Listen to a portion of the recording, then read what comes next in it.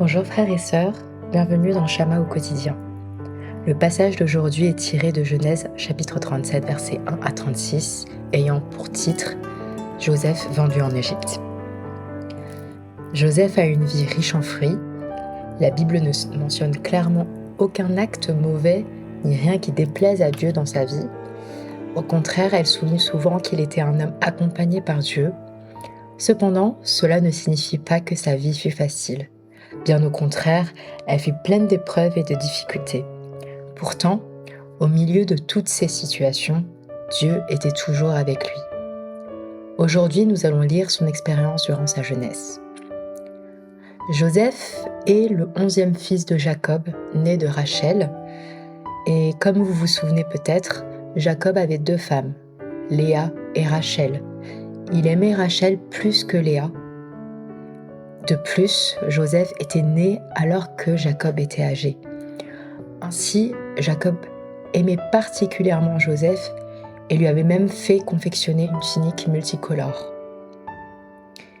Parfois, Joseph rapportait aussi à son père les mauvaises actions de ses frères, et toutes ces raisons réunies ont conduit à une relation assez difficile avec ses frères qui en sont venus à le haïr. Dans sa jeunesse, Joseph fit 2 rêves concernant son avenir avec ses frères. Dans le premier rêve, il liait des gerbes dans les champs. La sienne se tenait debout, tandis que celle de ses frères se prosternait devant la sienne. Dans le second rêve, le soleil, la lune et 11 étoiles se prosternaient devant lui, symbolisant ses parents et ses frères. En entendant cela, son père et ses frères se mirent en colère et le reprirent en disant « Que veut dire ce rêve que tu as fait ? Faudra-t-il que moi, ta mère et tes frères venions nous prosterner à terre devant toi ?» Ses frères le jalousaient, tandis que son père gardait ces choses dans son cœur. Dieu avait en effet un choix particulier pour Joseph. Il devait être béni et bénir les autres. Mais souvent, entre l'appel reçu et son accomplissement, il y a un long chemin, marqué par le prix de la fidélité, ainsi que des déceptions et des souffrances.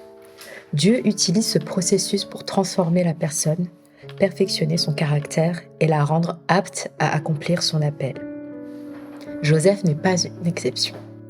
Le psaume 105, verset 19 dit « La parole de l'Éternel l'éprouva jusqu'à ce que ce qu'il avait annoncé s'accomplît. » Dans sa jeunesse, Joseph manquait encore de maturité.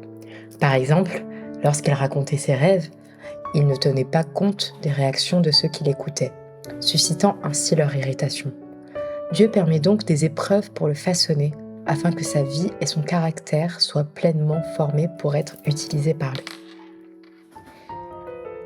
Dans ce chapitre, nous voyons qu'il fait face à sa première grande épreuve, être vendu en Égypte. Un jour, les frères de Joseph étaient partis à Sichem pour faire paître le troupeau de leur père.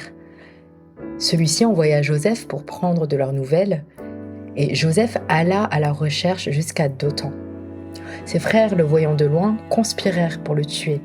« Voici le rêveur qui arrive. Venez, tuons-le, jetons son corps dans une citerne et disons qu'une bête féroce l'a dévoré. Nous verrons alors ce que deviendront ses rêves. » Ruben, l'entendant, voulut le sauver et dit « Ne lui ôtons pas la vie, ne répandons pas son sang. Jetons-le plutôt dans cette citerne sans porter la main sur lui. » Il avait l'intention de le délivrer plus tard. Et donc, lorsque Joseph arriva, ils lui enlevèrent sa tunique multicolore et le jetèrent dans une citerne vide et sans eau. À ce moment-là, passait une caravane d'Ismaélites venant de Galade, transportant des aromates vers l'Égypte. Judas proposa alors « Que gagnerons-nous à tuer notre frère ? Vendons-le plutôt aux Ismaélites. Après tout, il est notre frère, notre propre chair. » Ses frères acceptèrent l'idée. Ils le vendirent pour 20 pièces d'argent et Joseph fut emmené en Égypte.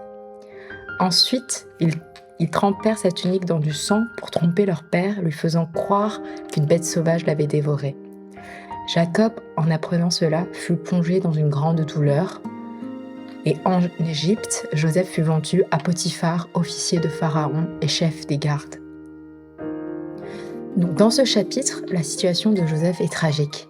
Être vendu comme esclave en Égypte signifiait perdre toute liberté. Et ses rêves semblaient désormais impossibles à réaliser. Peut-être avons-nous vécu des situations similaires.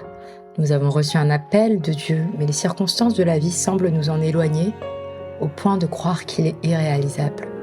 Pourtant, Dieu utilise ces expériences pour nous former afin que ses promesses s'accomplissent.